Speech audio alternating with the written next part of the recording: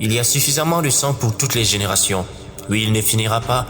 Il est destiné à poursuivre son travail sur le temps présent et sur le temps à venir. Il y aura toujours du sang pour quiconque veut songer à la repentance. Le sang de Christ ne manquera jamais pour quiconque. Non, il ne manquera jamais.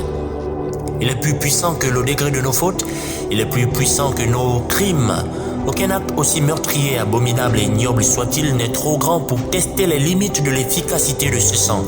Il purifie tout et il efface tout.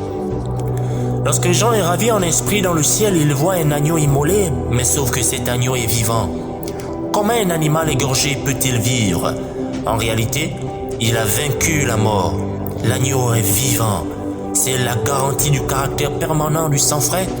Le propriétaire du sang est lui-même vivant, alors ce sang a donc conservé toutes ses propriétés, toute sa vigueur, toute sa force et sa validité. Il n'est pas moins efficace qu'hier et il ne sera pas plus efficace demain. Jésus sauve.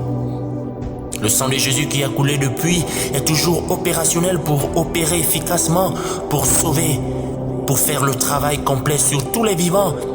Il sera toujours assez puissant, et ce peu importe le temps qui passe, il n'est pas possible qu'il soit influencé par le temps, car ce qui est éternel n'est pas soumis aux exigences du temps. Alors ce sang a traversé tous les âges sans perdre de sa puissance. Son sang a été pourvu pour tous les temps, pour toutes les situations, pour tous les cas.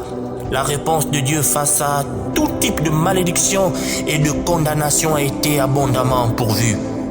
Le sang qui porte dans ses gènes la bénédiction et la vie, le sang irréprochable, le sang qui n'a aucune maladie, aucune infirmité, aucun défaut nous a été abondamment donné. Et il est toujours disponible pour tous les hommes. Aucune arme n'est assez puissante pour sauver le monde comme le sang. Amen. Amen.